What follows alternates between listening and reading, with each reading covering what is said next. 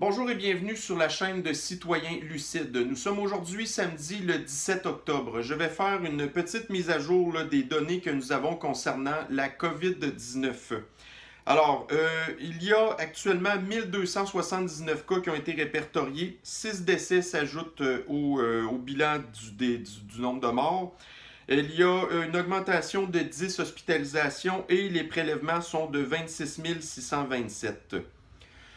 Alors, avec ces données-là, chers amis lucides, j'ai le bien triste devoir de vous annoncer que la COVID-19 au Québec, si la stratégie ne change pas, on ne va jamais s'en sortir, OK? Écoutez, c'est vraiment grave qu'est-ce que je dis là, mais c'est sûr que si on continue à s'obstiner à avoir la stratégie de tester n'importe qui là, pour trouver la COVID-19, c'est clair et net qu'il n'y a absolument rien qui va changer, même que la situation va empirer. OK? Pourquoi est-ce que je dis ça? C'est parce que, regardez, il y a énormément de facteurs qui rentrent en ligne de compte là-dedans. OK? Première affaire, c'est sûr que si on se compare là, aux autres années là, avec la façon normalement d'aborder une épidémie, comme par exemple l'influenza, c'est qu'habituellement, les gens qui sont testés sont des gens qui ont des symptômes puis qui vont aller se présenter à l'hôpital. OK? Là, actuellement, ce qu'on fait, c'est qu'on va tester absolument n'importe qui. OK? Et comme Christian Dubé l'a dit hier, entre autres, là, c'est que dans les tests actuellement, ce qu'on répertorie, c'est à peu près 3% de cas dans le nombre de prélèvements qu'on fait. Dans le 3% de cas, ce que vous avez, c'est à peu près un équivalent d'environ 80% d'asymptomatiques. OK? Puis le gouvernement considère que ces gens-là, ils sont malades, alors que c'est pas du tout le cas. Les gens qui vont avoir des symptômes, c'est à peu près 20% du 3% de cas qui sont répertoriés. Ensuite de ça, on sait très bien la COVID-19 qu'elle affecte des gens qui sont principalement des personnes âgées, très âgées d'ailleurs, qui dépassent même l'espérance de vie moyenne d'un Québécois normal. La moyenne d'âge des personnes qui décèdent de la COVID-19 sont entre 80 et 85 ans. C'est des personnes qui sont majoritairement en fin de vie et qui sont atteintes de comorbidité, c'est-à-dire qu'elles ont d'autres maladies graves et bien souvent, les personnes peuvent mourir avec la COVID-19, mais majoritairement, entre autres, là, de leur belle mort, si on peut dire, là, ou bien de leur autre maladie qu'ils avaient déjà. Ensuite de ça, au Québec aussi, on sait très bien que la sensibilité des tests a été réglée au niveau le plus élevé possible. Donc, ils peuvent être réglés jusqu'à un niveau de 45 cycles, OK? C'est actuellement comme ça que les tests du Québec sont ajustés et ils vont tourner aux alentours de 37 à 40 cycles, OK? Ce qui a été prouvé, c'est que pour que les tests soient efficaces, il ne faut pas qu'ils dépassent 30 cycles en tant que tel.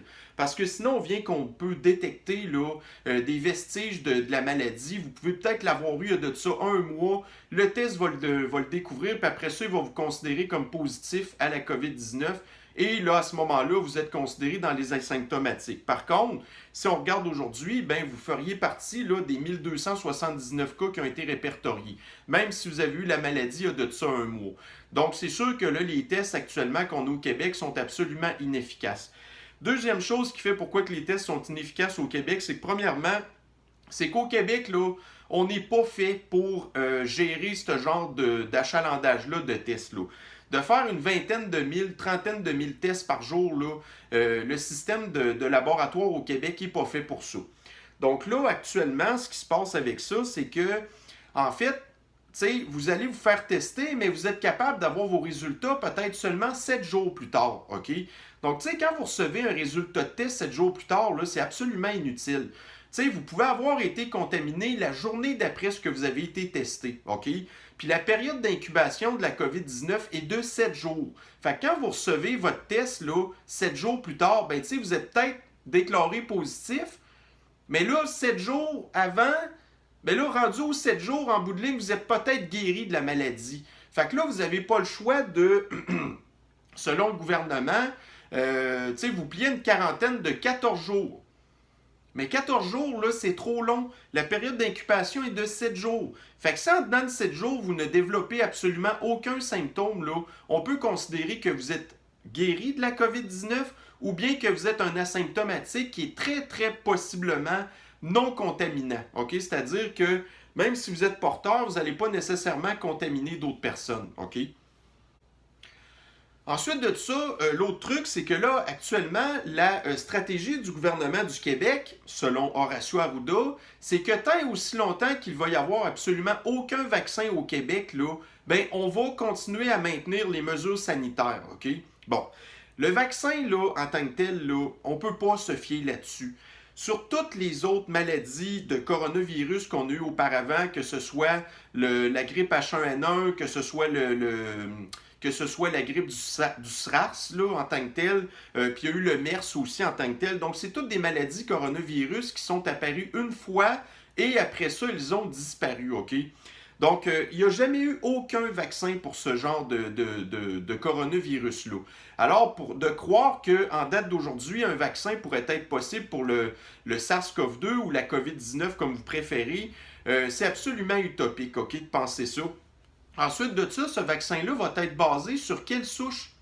Est-ce que le vaccin va être basé sur la souche qu'il y a eu au mois de mars ou au mois d'avril? Parce que là, en tant que tel, là, depuis ce temps-là, on est rendu au mois d'octobre, OK? Le virus s'est promené partout dans le monde, puis le virus, il a muté. OK? Fait que là, si le vaccin est basé sur une souche de virus qui n'est plus du tout la même qu'on a maintenant, ben là, c'est complètement inutile. Le vaccin va être aussi inutile finalement que le vaccin de la grippe qui, ces dernières années, dans les 5-10 dernières années, le vaccin avait, pour ainsi dire, un taux de succès d'à peu près 30-40%, pas plus, OK? Fait que ça, c'est complètement inutile. Ensuite de ça, justement, le fait que le virus a muté, OK? Ben là, à un moment donné, si le vaccin il a été développé aux États-Unis, ben si la souche, admettons, du Québec est différente de celle aux États-Unis, ça va encore là diminuer le pourcentage d'efficacité du vaccin. Alors ça va prouver que le vaccin n'est pas efficace. Autre chose, c'est que, regardez, actuellement, on n'a pas de vaccin présentement, OK? On sait très bien que les sites majeurs de contamination sont dans les CHSLD. Et ce qui va contaminer les gens dans les CHSLD, c'est le personnel soignant. Donc, le personnel soignant, à l'heure actuelle, n'a absolument pas de vaccin. Donc, il continue à contaminer des personnes. Mais si le virus était quand même si mortel que le gouvernement le prétend, ça veut dire qu'actuellement, dans les CHSLD, il n'y aurait plus personne de vivant. Parce que là, le personnel soignant, ben, il les aurait tous contaminés. L'autre problème de ça aussi, c'est que le gouvernement l'a avoué. En date du jour, le personnel soignant dans les CHSLD continue à se promener d'un établissement à l'autre, OK? Ça avait été quelque chose qui avait été reproché là, lors de la première crise du mois de mars et du mois d'avril. C'est qu'on s'était rendu compte, en bout de ligne, que les gens avaient été contaminés. Donc là, je parle là, des victimes de la COVID-19, avaient été contaminés par le personnel soignant qui se promenait d'un CHSLD à l'autre. Mais en date du mois d'octobre, le gouvernement n'a absolument rien changé là-dessus. La politique fait que le personnel continue à se promener. Donc, posez-vous pas de questions pourquoi que les patients continuent d'être contaminés. Là. Normalement, pourtant, ces personnes-là sont déjà dans des établissements qui sont supposés être contrôlés. OK, première chose. Deuxième chose, le personnel soignant est supposé être formé pour savoir comment est-ce utiliser un masque, avoir tout le matériel nécessaire qu'il faut là, pour éviter la contamination en tant que telle. Ils portent des blouses, des gants, du purel partout, ainsi de suite. Mais par contre, le problème aussi, c'est que si vous isolez pas non plus les personnes qui sont malades, ben là, à ce moment-là, vous pouvez avoir un patient qui pourrait contaminer les autres personnes sur l'étage, OK? Donc ça, on l'a vu dans une des preuves les plus flagrantes, ça a été, dans la première crise, ça a été les bateaux de croisière, là. De laisser les personnes saines avec les personnes contaminées dans le bateau, ben écoutez, quasiment tout le monde l'a pogné après ça dans le bateau. Donc c'est la même affaire dans un CHSLD, là. Si vous laissez ensemble les personnes saines puis les personnes contaminées, ben là, ça va pas aider. En plus, c'est des personnes âgées qui ont déjà un système immunitaire qui est très, très, très affaibli, OK? L'autre truc aussi concernant le vaccin, regardez, la COVID-19, là, ça affecte principalement et majoritairement des personnes en fin de vie, OK? Les vaccins, là, puis ça, c'est pour tous les vaccins. Les vaccins sont efficaces, plus vous êtes jeune, plus vous êtes en santé, plus votre système immunitaire va bien répondre à ça. Mais c'est pas les personnes jeunes, puis, tu sais, jusqu'à 80 ans, là, qui sont les plus affectées. Mais là, d'aller vacciner des personnes, là, des personnes de 80 ans et plus, c'est totalement inutile. Donc, c'est sûr que oui, peut-être que le vaccin, si un jour vient qu'à exister, ça serait important de vacciner les personnes qui sont en contact avec les vulnérables. Mais le vaccin, comme je vous ai dit, on ne peut pas nécessairement se fier qu'il va arriver. L'autre truc aussi, c'est que, regardez, depuis le début au Québec là, et au Canada aussi, on s'est obstiné à refuser l'hydroxychloroquine comme un potentiel traitement pour la COVID-19, OK? Alors là, je vais vous lire un article que j'ai vu hier, là, qui est concernant une étude qu'il y a eu au Canada pour les possibles traitements qui ont déjà été envisagés pour la COVID-19. Donc, je vais aller chercher l'article, là. Vous allez voir, tu sais, c'est un petit peu. Ben, ça dépend c'est qui écoute la vidéo, là. Il y a des gens qui vont trouver ça super épeurant, puis il y a d'autres personnes qui vont dire, qui vont regarder l'ensemble d'autres facteurs en tant que tel, OK? Donc, ma petite. OK. Donc, je vais aller sur mon site là, de Facebook Citoyen Lucide, là, et je vais aller chercher l'article. Bon, alors, c'est un article de la presse.ca, OK? Donc, l'article est sorti hier. Et le titre dit ça. 4 médicaments contre le virus ne fonctionnent pas selon une étude. Bon. Alors, les résultats négatifs de l'étude de Solidarity chapeautée par l'Organisation mondiale de la santé, l'OMS, qui regroupait 11 000 patients de 30 pays concernant le remdesivir, l'hydroxychloroquine, le lopinavir et l'interféron. Donc, une étude internationale à laquelle ont participé des chercheurs du CUSUM conclut que 4 médicaments envisagés contre la COVID-19 dont le remdesivir qu'a reçu Donald Trump ne fonctionnent pas. Fait que c'est le fun, hein? C'est vraiment une maladie difficile, explique l'un des auteurs de l'étude publiée vendredi sur le site de prépublication scientifique MDR-XIV, explique Todd Campbell-Lee de l'Institut de recherche du Centre universitaire de McGill. Beaucoup de gens n'ont rien d'autre que des symptômes et guérissent sans traitement, donc les fameux asymptomatiques, mais un sous-groupe important de patients meurent malgré tout les traitements que nous pouvons prodiguer. Bon.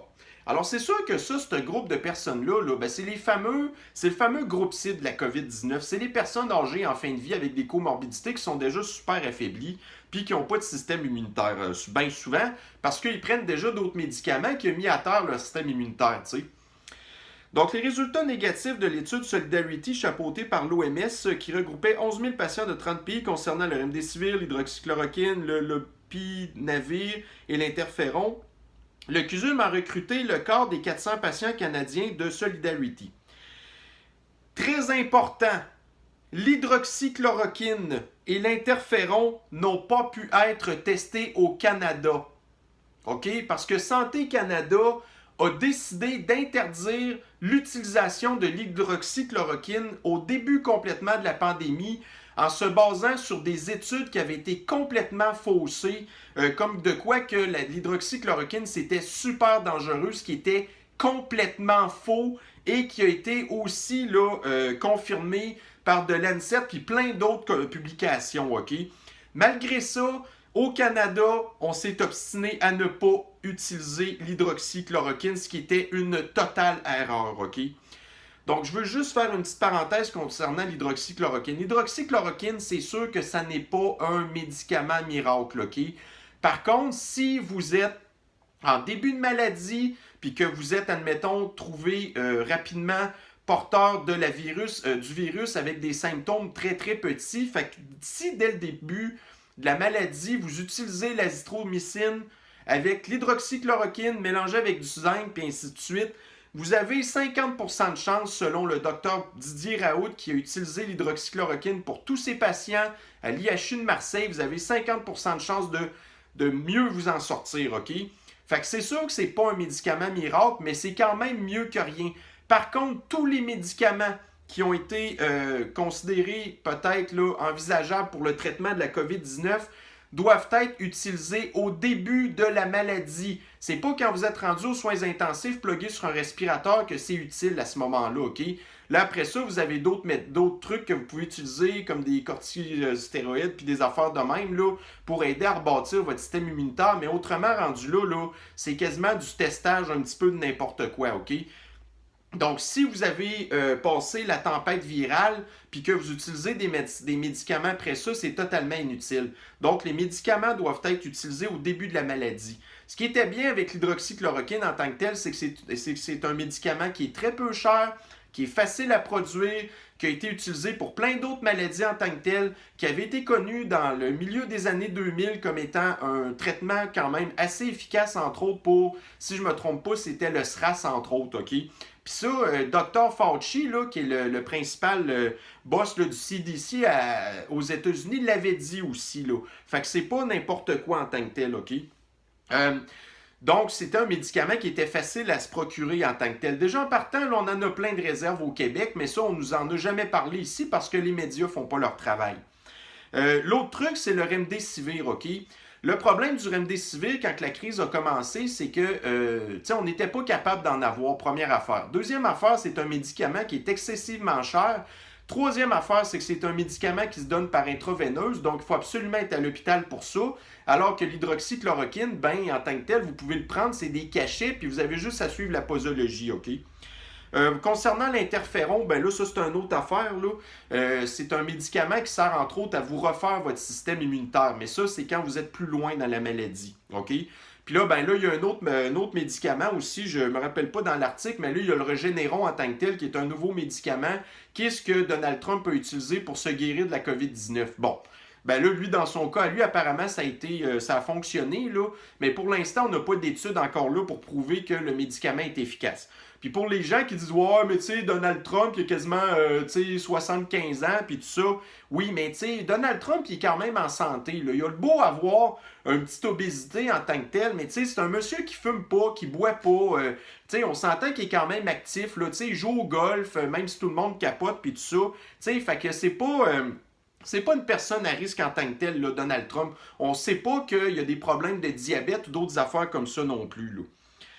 Donc, au début du mois d'octobre, dans le New England Journal of Medicine, une étude auprès de 1000 Américains a pourtant démontré que le Remdesivir diminuait du tiers le temps d'hospitalisation et du quart de la mortalité.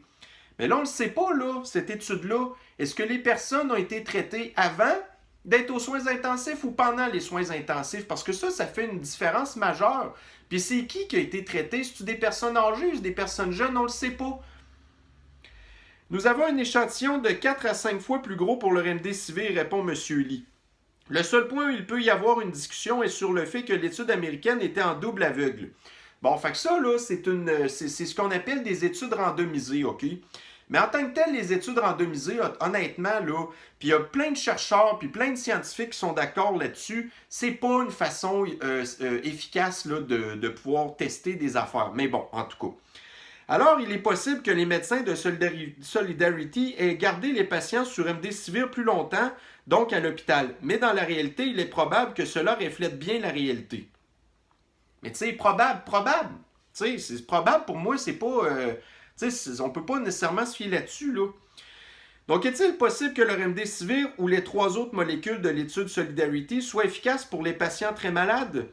Dans le sous-groupe qui avait besoin de ventilation mécanique, la mortalité semblait plutôt augmenter avec le Remdesivir.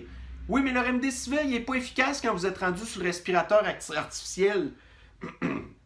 Il est possible qu'un autre sous-groupe puisse en bénéficier. Possible, voyez-vous encore? Tu sais? Anticorps monoclonaux. Que pense le Dr Lee des anticorps monoclonaux du Regeneron qui ont aussi été pris par le président Trump?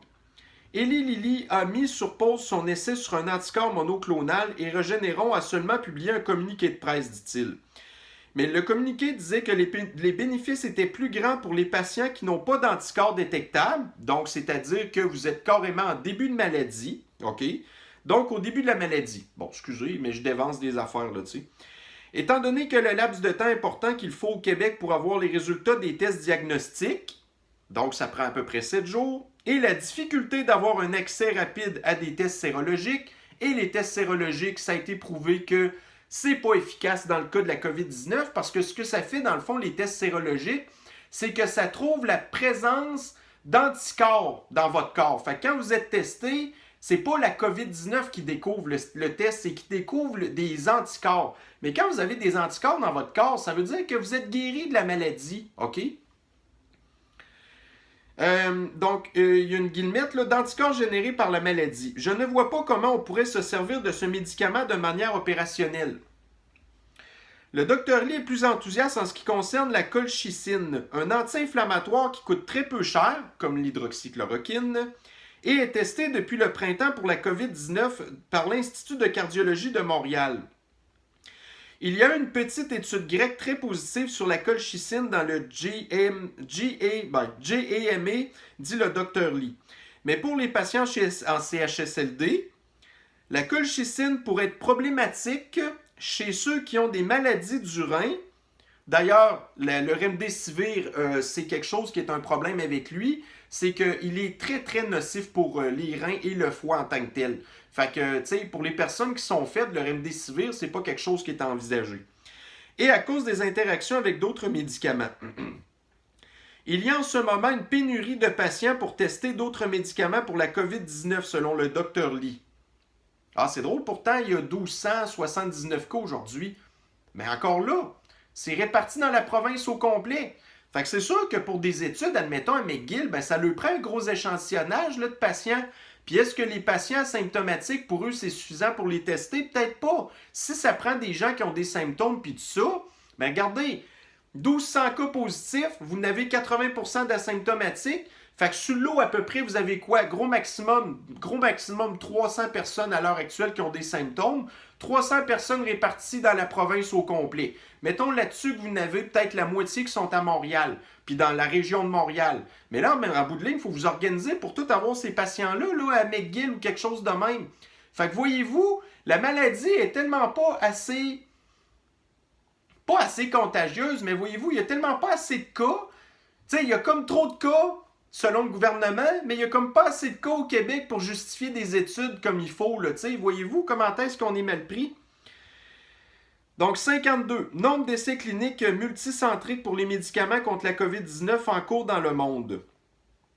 Bon, alors, grosso modo, c'est pas mal ça que l'article dit.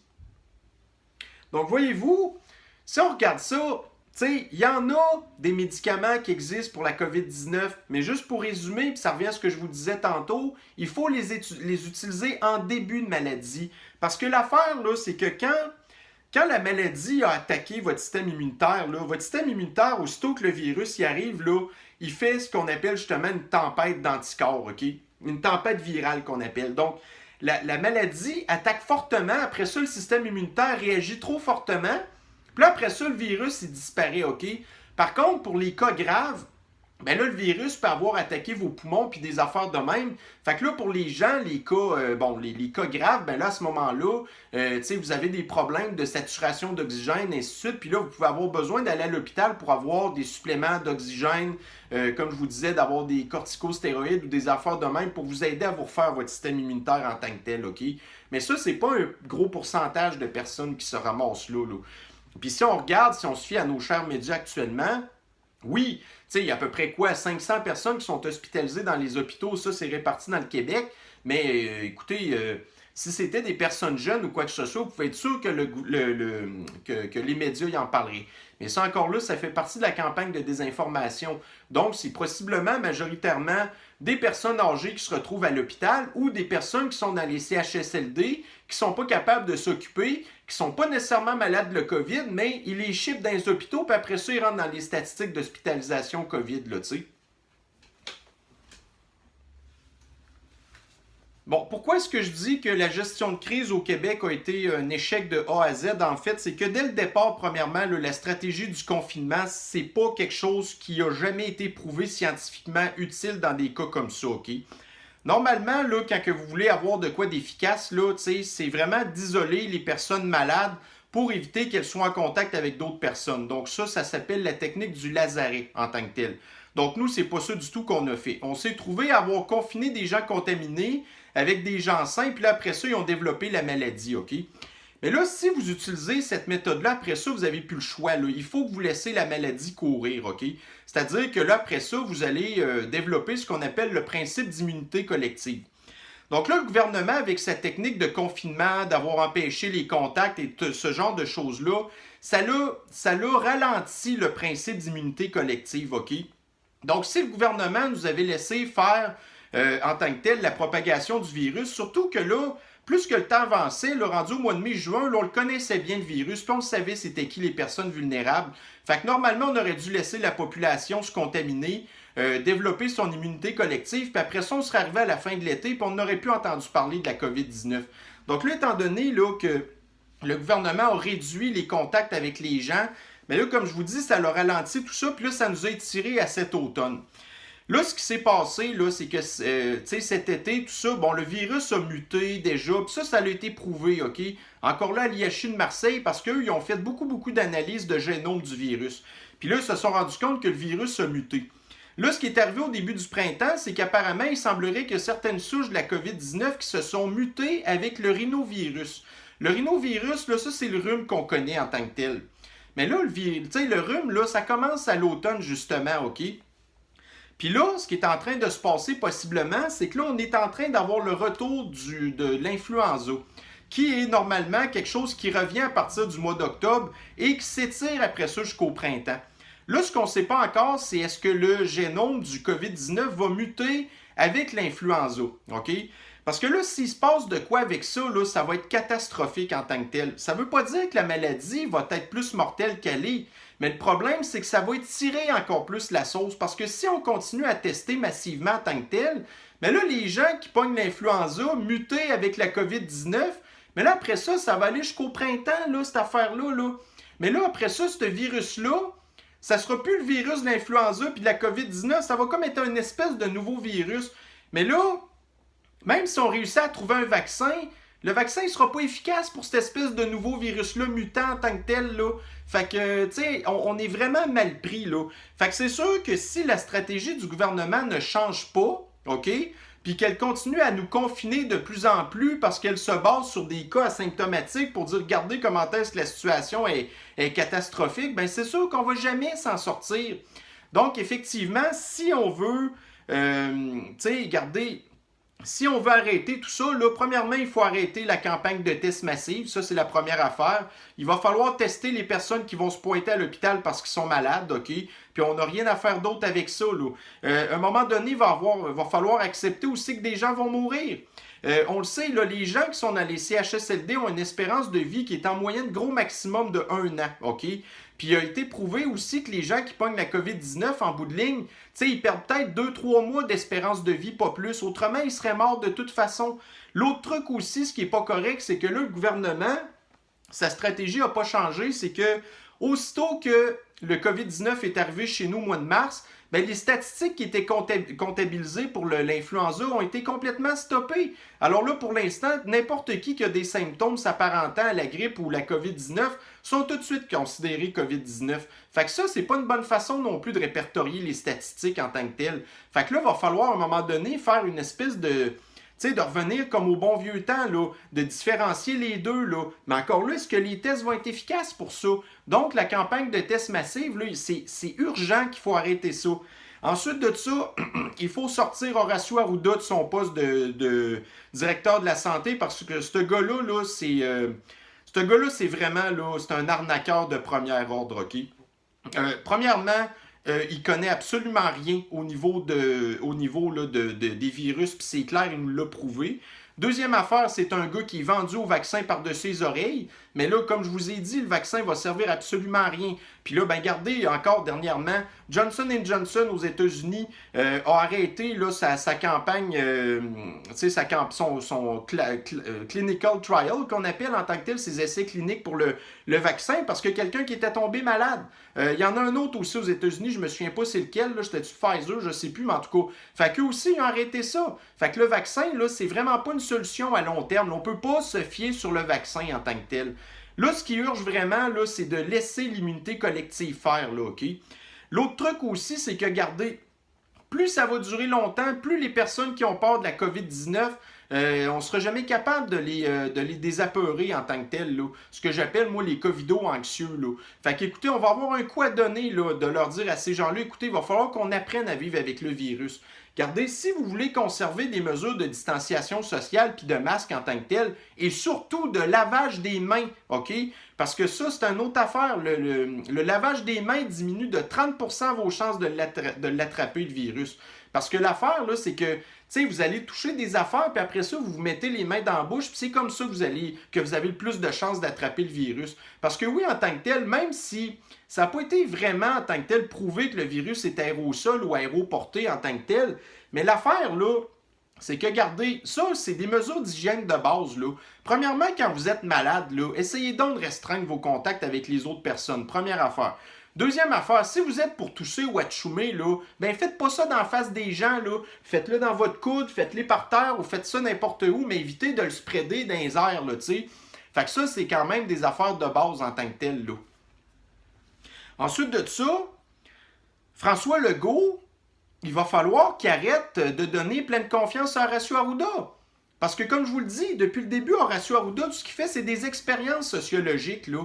Il l'a dit, il essaye des affaires, puis là, après ça, il nous fait croire avec les données que ça donne de quoi. Mais là, voyez-vous, là, depuis le 1er octobre, là, on est retombé en confinement au Québec. Lui, il a beau pas appeler ça un confinement, là, mais c'est pas parce que vous sortez de chez vous que vous n'êtes pas confiné en tant que tel. Regardez, tous les petits lieux de rassemblement quelconques, ils ont tous coupé, à part le fait de continuer à travailler. Mais encore là, travailler, c'en est une place où ce que vous pouvez pogner la maladie. Les écoles, même si les enfants ne sont pas vraiment touchés, ben ça reste quand même que c'est un lieu de propagation. Les jeunes enfants, là, ils peuvent pas être nécessairement aussi disciplinés que des adultes qui comprennent exactement qu'est-ce qui se passe, là. Fait que c'est sûr que c'est un confinement partiel, mais qui est complètement inefficace. Autre chose aussi, là, on a vu, les cas augmentent. Fait que depuis du 1er octobre jusqu'à, admettons, la mi-octobre, les cas sont maintenant à peu près à 1000 cas par jour, OK? La période là, d'incubation, c'est 7 jours. Donc, ça veut dire qu'on a eu 2 périodes d'incubation qui ont prouvé que les mesures sont inefficaces. Puis là, en plus, le nombre de cas augmente. Fait que ça veut dire quoi, là? Qu'est-ce que le gouvernement va faire avec ces données-là, là? Là, ils vont encore essayer d'autres mesures qui vont être inefficaces. Fait que, tu sais, qu'est-ce que vous voulez qu'on fasse rendu là? Fait qu'il faut absolument arrêter la campagne de test. Il va falloir qu'on apprenne à vivre avec le virus comme à plein d'autres endroits qu'on a entendu dire en tant que tel, sauf au Québec, parce que nous, ici au Québec, on a Horacio Arruda qui est probablement le spécialiste de la collapsologie. C'est-à-dire que tous les pires cas de figure, lui, il fait ça. Toutes les pires mesures sanitaires, ainsi de suite, il les fait. Toutes les pires affaires qu'il ne faudrait pas qu'il fasse, il les fait. Puis en plus, il se compare aux pires endroits sur la planète pour dire, regardez, eux sont pires, nous on est pires, fait qu'on va se comparer entre pires. Puis, tu sais, à un moment donné, c'est pas comme ça là, qu'il va falloir aborder le problème, là. Fait que c'est pour ça que je vous dis que s'il n'y a absolument aucun revirement de situation au Québec, ben c'est bien plate, mes chers amis, mais la COVID-19, ben on va être pogné avec ad vitam aeternam, OK? Parce que là, avec tous les facteurs qu'il y a, le virus qui mute, la campagne de tests qui continue, le confinement qui fait juste étirer puis empêcher l'immunité collective, ainsi de suite, on va être pogné avec ça. Fait que, puis l'autre problème aussi, c'est les médias. Les médias qui font pas leur travail. Moi, ce que je viens de vous dire là, c'est toutes des données qui sont très faciles à trouver, OK? Je vous cacherai pas quand même que, écoutez, moi, je suis personnellement, très informé là-dessus depuis le tout début de la crise au mois de mars en tant que tel. Ben, en fait, c'est, mettons, mi-mars que, quand j'ai vu l'espèce de gros trip que c'était en tant que tel, j'ai commencé vraiment à m'intéresser à ça, là, tu sais.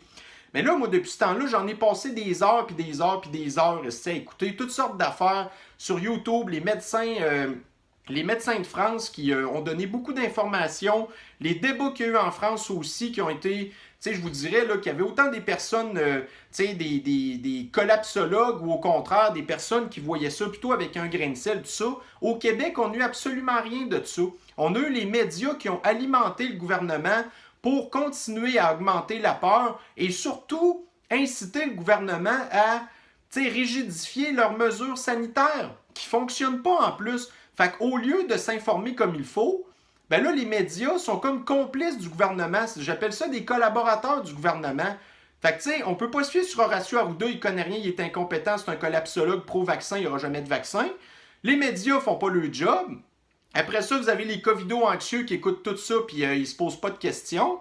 Puis après ça, vous avez les autres, les covidios, ou bien les sceptiques, ou bien les complotistes, ou bien voyons, comment est-ce qu'ils disent ça, là...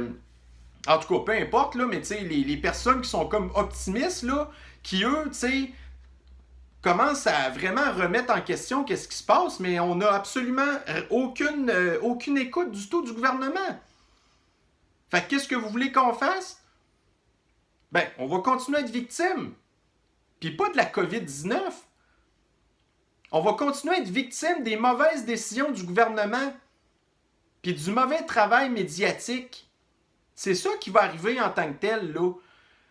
Fait qu'écoutez, tu sais, puis je veux pas être plate, là. Moi, j'aimerais ça vous donner de quoi de positif. Moi, là, personnellement, je vois ça quand même positif, là. C'est que si on le regarde globalement, la COVID-19, là, ben oui, c'est une maladie qui tue les personnes âgées en fin de vie, mais qu'est-ce que vous voulez qu'on fasse? On pourra pas sauver tout le monde non plus, là.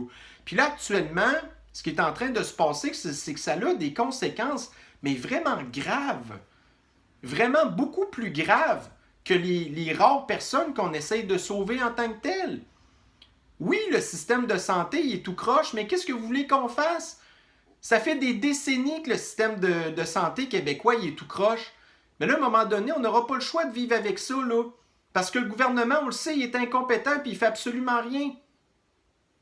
Ensuite de ça, c'est que là, les conséquences économiques sont effroyables. On est passé d'un surplus budgétaire au Québec de 4 milliards, on est rendu à un déficit d'au-dessus de 20 milliards. Puis là, si ça continue comme ça, on retombe là, dans un déficit structurel. Ça, un déficit structurel, ça veut dire qu'on n'aura jamais assez de revenus pour être capable de payer nos dépenses. Mais là, si vous mettez en faillite le secteur privé, là, le secteur privé, c'est le seul endroit qui paye des impôts au Québec. C'est pas la fonction publique qui paye des impôts au Québec. Tu sais, la fonction publique, vous avez l'argent du gouvernement, vous avez un fonctionnaire. L'argent du gouvernement va au fonctionnaire, puis le fonctionnaire donne l'argent du gouvernement. Mais vous n'avez aucune création de richesse là-dedans, là. Si vous continuez à taper sur le secteur privé qui est une rentrée d'argent pour le gouvernement, comment est-ce qu'on va faire fonctionner la machine? On est vraiment mal pris. Les conséquences psychologiques sont immenses.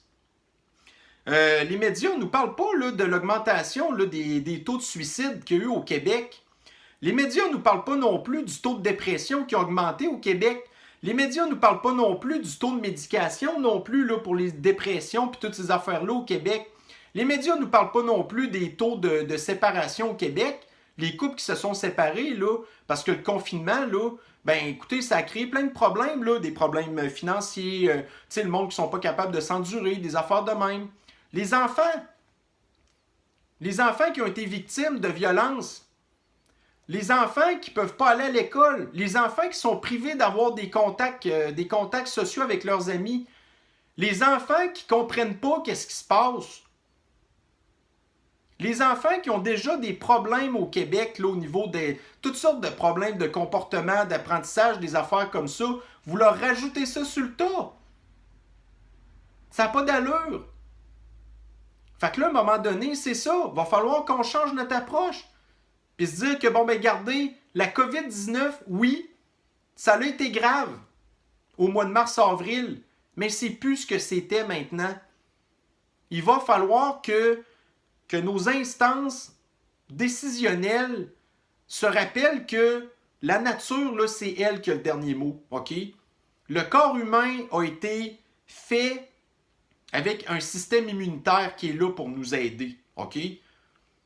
Oui, les cas d'exception, les personnes immunosupprimées sont à risque. Mais les personnes immunosupprimées sont à risque de n'importe quoi. Un rhume, pour eux, là, ça peut être mortel. L'influenza, ça peut être mortel, n'importe quoi. Fait que la COVID-19, ben, c'en est un parmi tant d'autres. Mais les personnes qui sont immunosupprimées, elles le savent ce qu'elles doivent faire pour s'aider. C'est déjà comme ça. Des transplantés d'organes, puis les personnes qui ont des traitements d'antibiotiques sévères qui mettent à plat leur système immunitaire, ça existait déjà, ces affaires-là. OK? Il n'y a absolument rien de différent. Donc, il va falloir qu'on apprenne à vivre avec la COVID-19. Fait qu'écoutez, j'espère que vous allez partager ma vidéo parce qu'il faut que l'information circule. Parce qu'on ne peut pas se fier sur les médias pour faire leur travail. Puis les gens qui n'ont pas le temps comme moi ou qui n'ont pas l'intérêt comme moi de vraiment comprendre qu'est-ce qui se passe, d'apprendre qu'est-ce qui se passe, d'apprendre qu'est-ce que c'est exactement la COVID-19, le SARS-CoV-2. Puis je ne suis pas là pour vous dire des mensonges. Je suis là pour vous aider. Je suis là pour aider les gens à s'en sortir en tant que tel, à le voir autrement. Tu sais, les covidios, là, qui sont fâchés de ce qui se passe, je vous comprends d'être fâchés. Puis les covidos anxieux, ben vous, regardez, vous n'aurez pas le choix, mais à un moment donné, il va falloir apprendre à vivre avec. Fait que là, on a un coup à donner, là.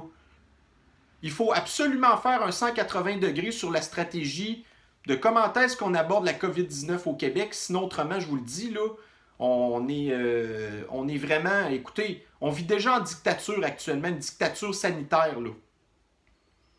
Ça va aller jusque où? Si personne ne fait rien. Puis on ne peut pas se fier sur les oppositions au gouvernement non plus, ils font rien.